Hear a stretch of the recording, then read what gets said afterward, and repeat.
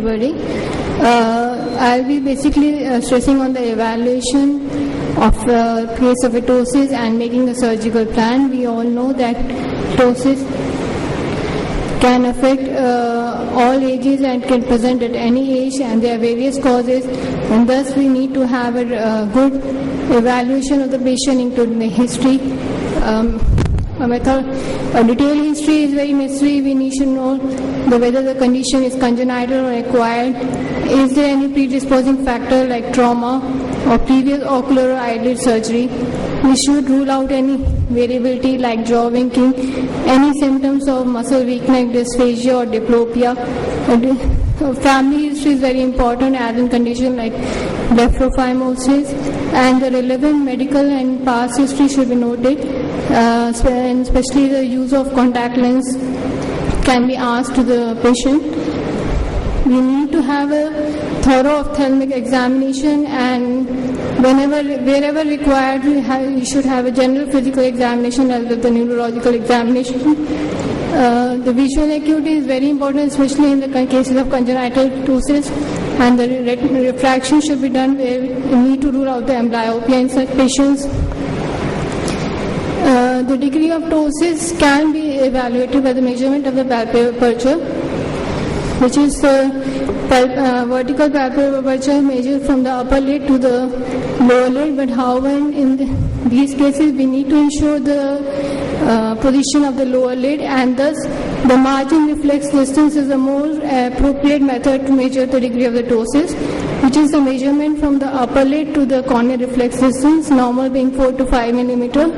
However, this should be done in a primary case, and the patient should be in a relaxed position, and we should rule out the other causes like retraction or pseudoptosis in other eye.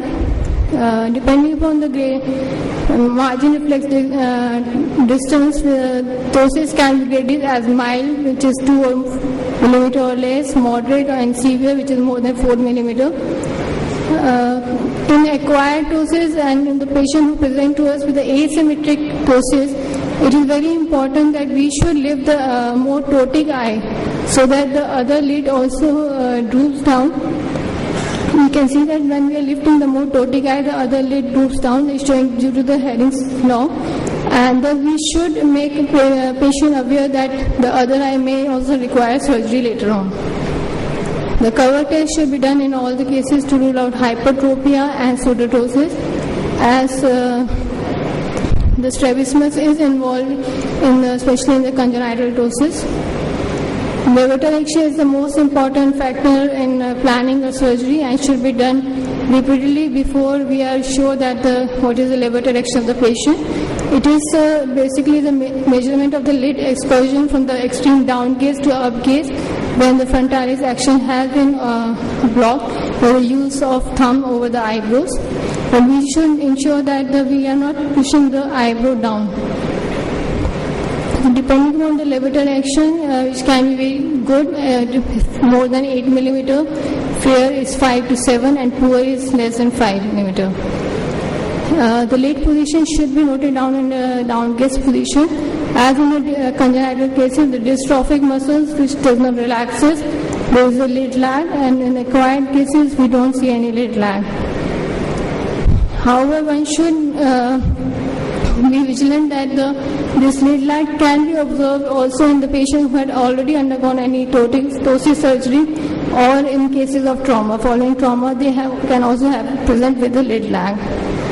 The margin crease distance is noted in down gaze position. It's the distance from the upper lid to the crease distance, and it's about 8 to 10 millimeter in females and 6 to 8 in male. One can also measure the margin crease distance in a primary case, which is called show. It helps us to know the position of the lid crease compared to the other eye when we are planning the incision site.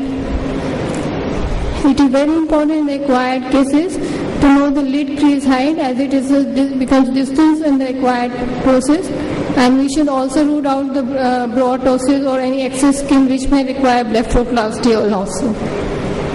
So the ocular motility assessment is an important part of the evaluation. We need to rule out the superior rectal weakness and any other DEP or any other aesthetic problem. and the aberrant eyelid movements, which are very in the case seen in 5% of the congenital ptosis patient. The abnormal movements like jaw winking should be ruled out, which is basically asking the patient to open the mouth or thrusting the jaw to the other direction can be elicited. In all the cases of acquired ptosis where we know is the lid crease height is the typical presentation with the lid crease height distance and the good levator function, we know is a senile ptosis, but however if they have a ptosis with poor levator action, we should rule out the other causes like chronic progressive external ophthalmoplegia and myasthenia gravis. Whenever we are suspecting the myasthenia, we should do the OPD test like fatigue test or eyes test, which confirms the diagnosis. And if required, penicillin or hydrophonium test can be carried out.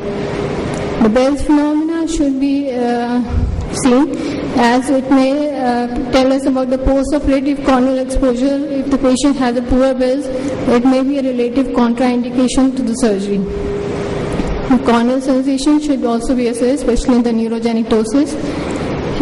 The dry eye could be ruled out as if we are planning a fascicular surface surgery or any molar resection surgery, then the Sherman's test will be done. Pupillary examination is also an important part of the examination, as we should see in case of mild ptosis, we may be missing the Horner syndrome. And not the least, we should have a detail of external examination. We should rule out any mechanical cause of ptosis, like seen in this like papillae or any lid mass which may be causing the ptosis. Then the phenylephrine test should be done if we are planning for a molar resection, if the positive test indicates a good response post-operatively. Coming to the planning of the surgery, especially in the congenital ptosis, the age of for surgery is an important point to see. In cases of moderate ptosis or mild ptosis, it's 3 years. In case of severe ptosis, it is more than 4 years, because we are planning the facial artery surgery, which needs to be develops after at 4 years of age. However, we need to perform the surgery early if we are suspecting severe ptosis covering the pupil and endangering amblyopia in such cases. So the choice of surgical procedure is based on whether the dose is simple or complicated, unilateral or bilateral, and basically into the assessment. It is the basic two factors which affect the plan of surgery is the amount of the ptosis and the levator action. So these should be done we should repeat the procedures again and should ensure that what is the levator action. Coming to the simple ptosis, the management in mild cases, my technique in levator action more than 10 mm is a modified fascicular surface surgery. In moderate or severe ptosis with levator action who have more than 5 mm, the levator resection is preferred, and in severe ptosis, the sling surgery is preferred. In patients who present to us with the ocular motility disorders, it's always important to tackle the squint part first, as we need to rule out need to correct the position of the eye. We have to, these patients have a poor Bell's, we need to improve the Bell's, and the pseudotosis component is also corrected. Coming to the acquired ptosis, I have already stressed that the patient who have a distant crease and a good levator action, they have senile cases and could be managed with the levator aponeurosis advancement, with or without a small levator resection, depending upon the patient. However, we should rule out any excess skin. We need to do the blepharoplasty. To combine them with the blepharoplasty, or there is a broad ptosis. In such cases, we need to correct it also.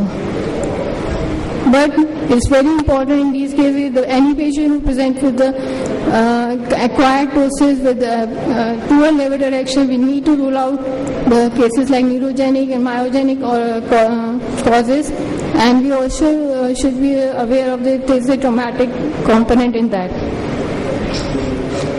So in myasthenia, the medical management is necessary, and we should clear the patient have a medical clearance in such cases of myasthenia and CPO before planning them for the surgical management. The patient who present to us with a neurogenic or myogenic or traumatic causes, depending on the levator action and the Bell's phenomena, we can carry out the levator resection surgery and the sling surgery. But however, in these cases like CPO, where the Bell's is not good, so this resection or the sling surgery should be guarded. So we may not correct them fully, but just to make them mobile, we need to correct the ptosis. Thus, to conclude, the preoperative examination is the most important step in planning any surgery. The levator function assessment is the main factor. We should be very sure before planning the surgery of the levator function of the patient, and we should watch out for these amblyopia, ocular motility. In these cases, jaw winking phenomena should be checked. The Bell's phenomena should be stressed on, and we should rule out dry eye cases where we are planning for fascicular surface surgery. And in acquired cases, we need to rule out blepharochalasis, dermatochalasis. We look for and we should also look for broad doses. Thank you.